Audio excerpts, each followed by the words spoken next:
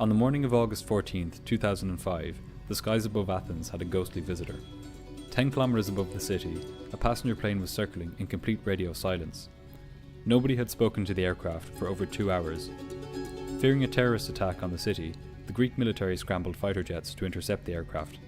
The pilots of these jets reported seeing nothing but stillness inside the plane, apart from one person, who was not a pilot, moving inside the cockpit.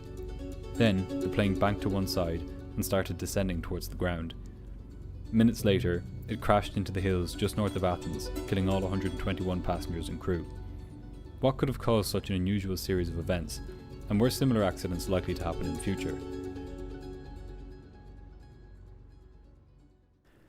In the early morning of August 14th, 2005, 115 passengers and 6 crew boarded Helios Flight 522 in Larnaca Airport, Cyprus. Their destination was Prague in the Czech Republic, with a stopover in Athens, Greece. It was the summer travel season in Europe, and most of the passengers were holidaymakers from Cyprus, who would be getting off the plane in Athens. The captain of the flight was highly experienced. At 59 years of age, he had nearly 17,000 flying hours on his record. The first officer of the flight was 51 years old, with over 7,500 hours of flying experience. Many air crash shows like to stress the experience and professionalism of the crews involved in these accidents, but things are different for this flight. These two pilots had flown together on numerous occasions, and the first officer had often complained to family and friends about the overbearing and authoritarian attitude of the captain. This was an issue that the airline too had been made aware of. The first officer, for his part, had a checkered training record, with numerous training and check pilots noting that he had difficulties with checklists and procedures. This would later become crucial. The aircraft being used for this flight was a 7-year-old Boeing 737-300. The 737 is the best-selling passenger jet in the sky, and is a favourite among airlines for its reliability and cost efficiency. The aircraft took off into the early morning sky above the Mediterranean Sea, with all indications normal. As they passed through 10,000 feet, the crew contacted air traffic control in Nicosia, and the captain requested a cruising altitude of 34,000 feet. This was approved by air traffic control, and the aircraft continued its climb. As the plane passed through 12,000 feet, however, an alarm sounded. This alarm confused the crew, as it normally sounded on the ground when the aircraft was not correctly configured for takeoff. The crew could not understand why they were hearing it in the air. 90 seconds after it started, the captain contacted Helios Operations Center and reported that he had the takeoff configuration warning alarm. The captain also mentioned that the ventilation cooling fan lights were off, and he asked where the circuit breakers for this were. The ground engineer on the other end of the line told the captain that they were behind the captain's seat, and that these lights were supposed to be off anyway. Confused, the engineer asked the captain to confirm the problem, and the captain said, "They are not switched off." This message made no sense to the engineer. Immediately, something came to mind. That very engineer had been working on the aircraft before the flight, and had tested the pressurization system. The instruments for this system are located very close to those which the captain was referencing in his confusing reports. The engineer asked the captain to confirm that the pressurization mode selector was in the auto position. Rather than answering this, the captain simply asked again where the equipment cooling circuit breakers were. Again, the engineer replied that they were behind the captain's seat.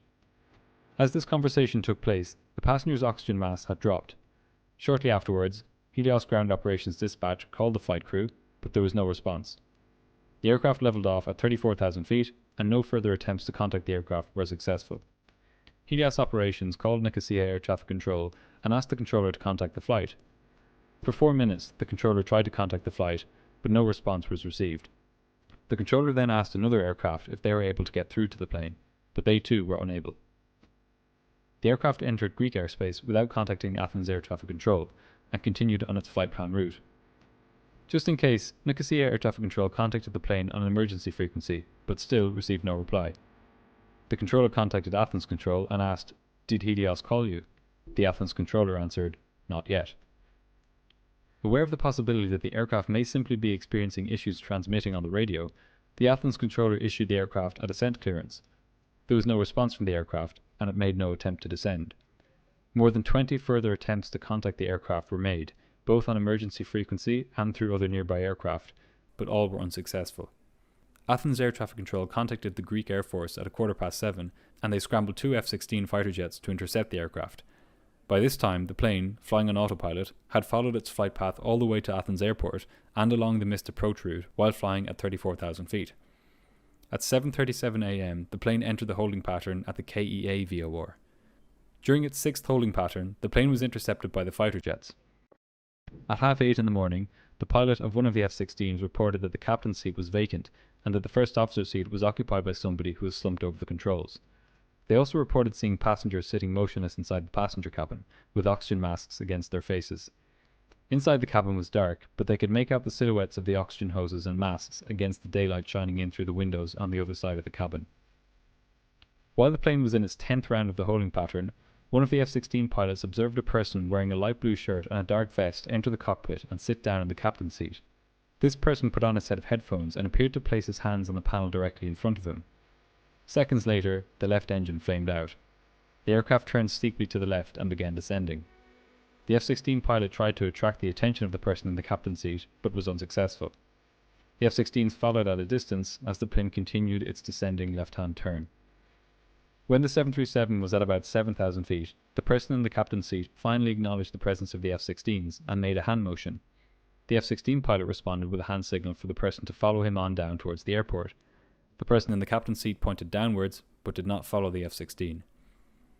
Just before 9 a.m., the aircraft turned further left to head southwest, and its right-hand engine flamed out.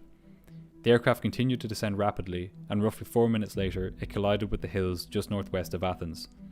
The aircraft was destroyed by the impact, and all 115 passengers and 6 crew were killed. Investigators got to work immediately after the accident. As well as examining the wreckage, they interviewed the engineers who had worked on the aircraft in the preceding days and weeks. Near the start of this episode, I mentioned that the pilots on this flight had a checkered record. What I didn't mention was that the aircraft's record was not exactly spotless either. A few days before Christmas, the year before the accident, the plane had experienced a rapid decompression at 35,000 feet on its way from Warsaw in Poland to Larnaca. The crew made an emergency descent to 10,000 feet where the air was breathable and landed at Larnaca. This led to a full inspection of the aircraft, after which a ground engineer adjusted the aft right-hand service door. He pressure tested the aircraft and found that it was safe to fly. Then, months later, the very day before it crashed, the aircraft had another pressurization issue, also involving the aft service door. Here's an excerpt from the accident report. On the 13th of August 2005, on the flight prior to the accident, the Helios Airways Boeing 737-300 aircraft, Cyprus registration 5B-DBY, departed London Heathrow, United Kingdom for Larnaca, Cyprus, at 9 o'clock in the evening.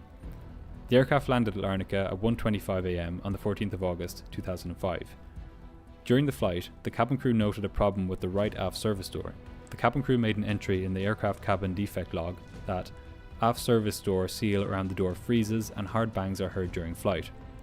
The write-up by the cabin crew was transferred to the aircraft technical log by the flight crew as aft service door requires full inspection. If you think back to the conversation the ground engineer had with the captain as the plane climbed out over the Mediterranean, you might see where this is going. The night before the accident flight, the ground engineer performed a pressurization leak test on the aircraft. As part of this test, the pressurization mode selector on the overhead panel was switched to the manual position. Investigators determined that when the engineer was finished performing this test, he forgot to put the switch back in the auto position. Passenger aircraft fly at altitudes where the air is too thin to sustain life. Their way of getting around this is by keeping the air inside the plane at a higher pressure than the air outside. While a plane may be flying at 34,000 feet, the pressure of the air inside the plane will be closer to that found at 8,000 feet. When the pressurization mode selector is put in the manual position, however, this pressurization does not take place, and the air inside the cabin is almost equal in pressure to the air outside. For humans, the result of exposure to this thin air is a condition known as hypoxia, or hypoxia, low oxygen in the bodily tissues. The brain is the first organ to be affected, with initial symptoms including confusion, problems concentrating or performing well at novel tasks, and eventually, unconsciousness and death. While forgetting to put this switch back to automatic was an oversight on the part of the engineer, it should not have been a fatal one. The pilots, as part of their pre-flight duties on the morning of the flight, were expected to check, among other things, the equipment cooling switches, the cabin pressurization panel, and the flight crew oxygen masks. On top of this was the aircraft's first flight of the day, and as such, the pilots would have been expected to be especially vigilant in these pre-flight duties, in case switches or dials had been changed from their normal positions overnight. As it turned out, the pilots missed the position of this switch during their pre-flight procedure. Aviation safety is achieved through redundancy, however, so these failures of vigilance, one on the part of the engineer and one on the part of the first officer, should not have been enough to doom the plane. The pressurization mode selector was to be checked on 2 more occasions. Once, during the before taxi checklist, which is an oral checklist carried out before the plane pushes back from the gate, and again as part of the after takeoff checklist.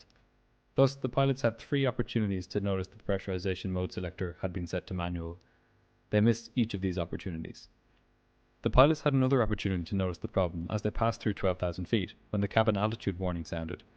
The flight data recorders showed that when this happened, the pilots disengaged the autopilot and autothrottles, and then reduced the engine throttle. This is entirely consistent with them thinking that the warning was the takeoff configuration warning, as this is what a pilot would do if that warning had occurred on the runway. Indeed, this was verified by the Helios dispatcher, who noted that when the captain had contacted him, he had said that the takeoff configuration alarm had sounded.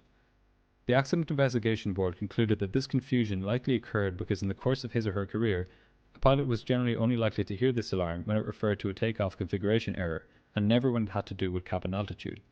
In fact, pilots would typically hear this warning multiple times every day, while testing that it was working to detect incorrect takeoff configuration. Dozens of similar incidents had occurred in the previous decades, where pilots had heard this alarm during climb-out and mistaken it for the takeoff configuration warning.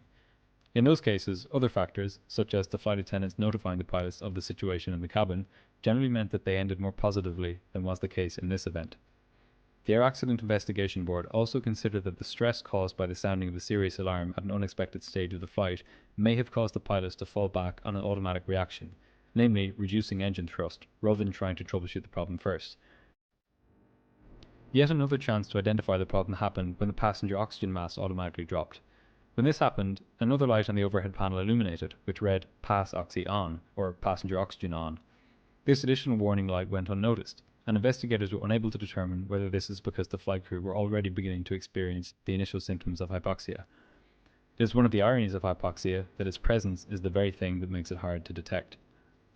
Investigators determined that ultimately, a mixture of stress due to the warning alarms, poor crew resource management, degraded thinking due to hypoxia, and a fixation on the initial suspected source of the warnings, the equipment cooling system, led the pilots down a path where it never occurred to them that they may be experiencing a pressurization problem.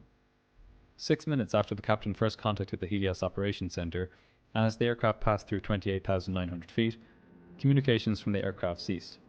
The air pressure inside the plane continued to drop, and shortly afterwards both pilots fell unconscious. The passengers would have been fully conscious for a number of minutes after this, as their masks provide about 15 minutes of oxygen. The question then remains, who was this mystery person seen in the cockpit when the plane was over Athens? Data from the cockpit voice recorder only showed the last 30 minutes of the flight, and showed that at least one cabin crew member retained consciousness for the duration of the flight and entered the flight deck more than 2 hours after takeoff. Investigators determined that in order for the flight attendant to have moved forward in the aircraft to reach the flight deck, he must have used a portable oxygen bottle. In fact, 3 of the 4 portable oxygen cylinders were found in the wreckage to have been used. The investigation board were puzzled by the fact that the cabin attendant might not have attempted to enter the flight deck until hours after the first indication that the aircraft was experiencing a non-normal situation. Of course, in the absence of a longer duration cockpit voice recorder, it is not possible to know whether this or any other cabin crew member had attempted to or succeeded in entering the flight deck. By listening to the cockpit voice recording, colleagues were able to identify this man as Andreas Prodromou, a 25-year-old Helios flight attendant. As well as being a flight attendant, Prodromou held a commercial pilot's license. However, he was not qualified to fly the 737 or anything larger than a small propeller aircraft.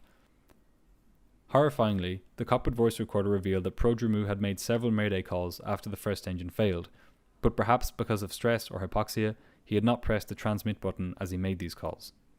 Regardless, the chances of survival were slim.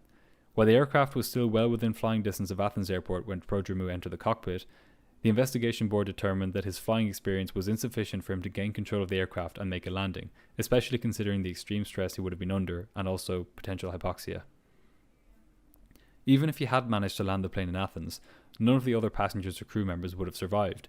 Their brains had been exposed to an hypoxic environment for 2.5 hours, long enough to cause irreversible brain damage. Everybody on board was doomed from the moment the pilots fell unconscious.